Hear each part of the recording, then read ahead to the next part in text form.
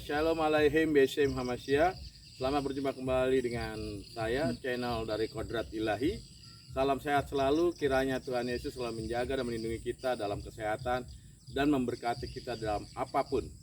Nah, hari ini saya coba ingin menjawab tentang pertanyaan saudara saya tentang mengenai kekristenan. Ya, silakan.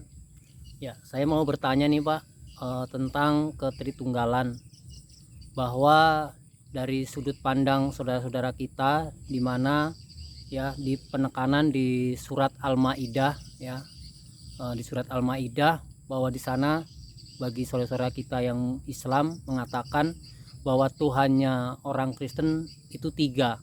Jadi bagaimana menurut Bapak di surat Al-Maidah tersebut? Ya. Pandangan dari Bapak. Terima kasih. Jadi saya akan coba menjawab dengan sudut pandang kekristenan karena memang bertanya tentang kekristenan. Di Ulangan pasal 6 ayat yang keempat mengatakan, dengarlah hai orang Israel, Tuhan itu Allah kita, Tuhan itu Esa. Ya, Sema Israel Adonai Elohemu Sema Adonai Echad. Ya, kata Echad di sini adalah jamak. Ya, terdiri daripada Bapa, Anak dan Roh Kudus. Ya. Jadi kita lihat di dalam kitab Kejadian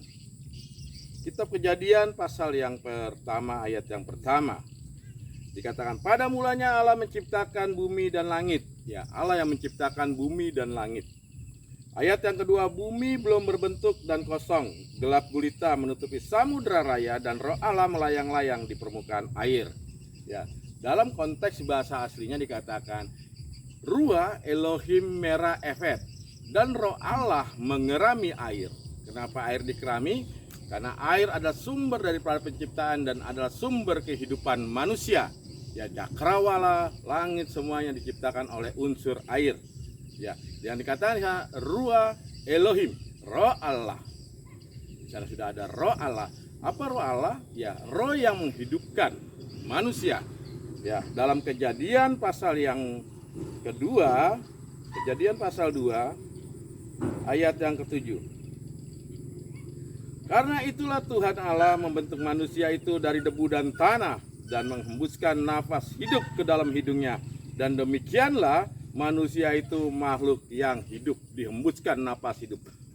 Ruah Elohim yang masuk ke dalam tubuh manusia sehingga manusia bisa hidup. Apa itu Ruah Elohim? Ada roh yang menghidupkan, ada Roh Allah itu sendiri yang menghidupkan manusia. Ya, kita kembali lagi dalam Kejadian pasal yang pertama ayat yang ketiga. Berfirmanlah Allah, jadilah terang, lalu terang itu jadi. Allah melihat bahwa terang itu baik, lalu dipisahkanlah terang itu dari gelap. Ya, berfirmanlah Allah. Lalu siapa yang menciptakan terang itu? Firman. Dengan firmanlah, berfirmanlah Allah, jadilah terang. Jadi terang itulah yang menciptakan. Ya. Begitu juga ada ayat 6, berfirmanlah Allah, jadilah cakrawala. Ayat 9 dikatakan, berfirmanlah Allah, hendaklah segala air di bawah langit dikumpulkan pada suatu tempat. Berfirmanlah Allah. Jadi semua yang menciptakan alam semesta dan manusia itu firman. Ya.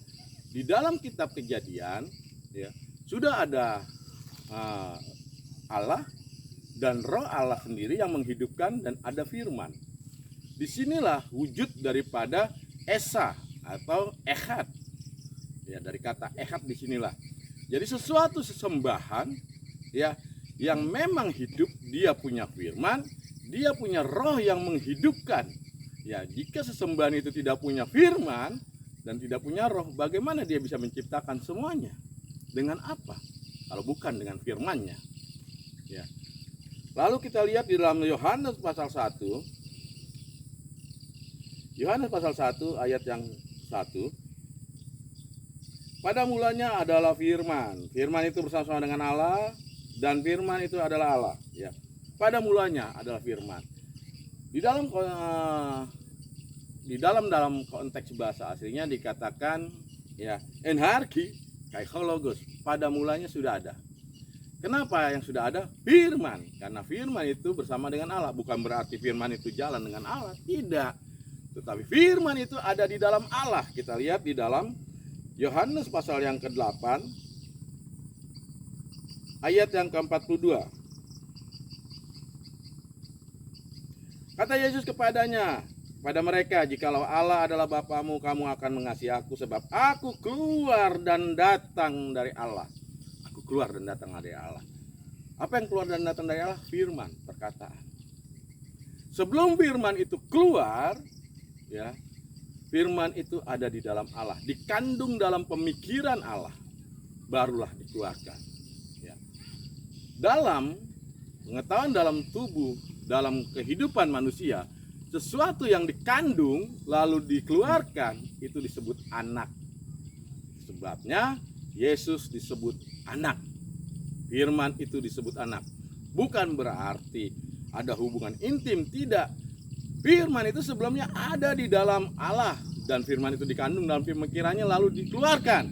Itulah disebut dengan anak. Karena firman itu satu, Allah itu satu, itu disebut tunggal. Sebabnya dalam Alkitab dikatakan Yesus itu atau firman itu anak tunggal. Ya. Jadi sebelum firman itu dihembuskan ke rahim Maria, dia sudah disebut anak karena dikeluarkan awalnya dari Allah. Begitu masuk di rahim Maria, Maria melahirkan melalui firman-Nya, itu disebut anak manusia. Ya. Jadi, ya, firman Allah dan Roh Kudus itu satu. Ada penyembahnya satu. Ya. Itulah disebut Shema Israel Adonai Elohemu Shema Adonai Echad. Jadi Echad itu adalah kata jamak. Ada Bapa, ya, firman dan Roh Kudus. Ya. Sesembahan yang benar adalah dia mempunyai firman-Nya, dia mempunyai roh yang menghidupkan. Ya. Bagi saya, kalau sesembahan itu tidak bisa berbicara, tidak mempunyai firman dan tidak mempunyai Roh Kudus, itu adalah berhala patung. Ya. Sesembahan yang hidup adalah dia mempunyai firman, dia mempunyai Roh Kudus, karena memang bagaimana bisa menciptakan semuanya kalau tidak menggunakan firman-Nya. Sebabnya, ya, itu berarti bukan tiga, tetapi satu kodrat ilahi, tiga hipotasis. Ya, Yesus ya dari firman Allah dikatakan. Coba kita lihat lagi Yohanes pasal 1 ayat 14. Firman itu telah menjadi manusia. Sama juga di dalam Quran surat Al-Imran. Bi kalimatin.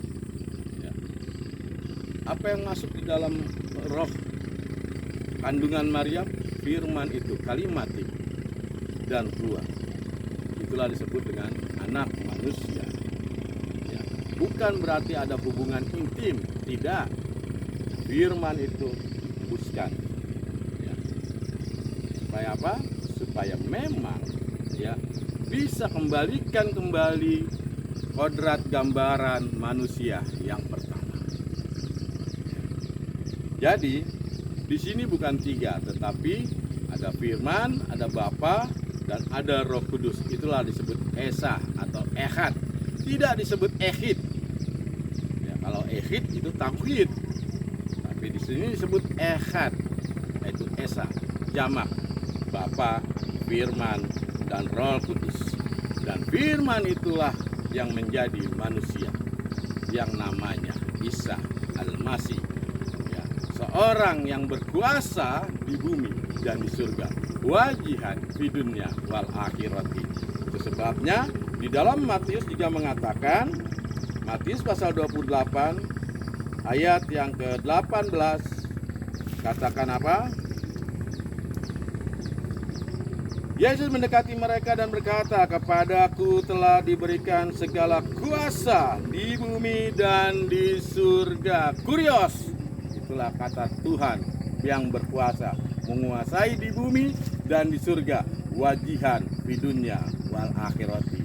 Jadi sebenarnya Tuhannya orang Kristen tidak tiga, karena dia terdiri dari Bapa atau Allah, firman-Nya, dan Roh Kudus.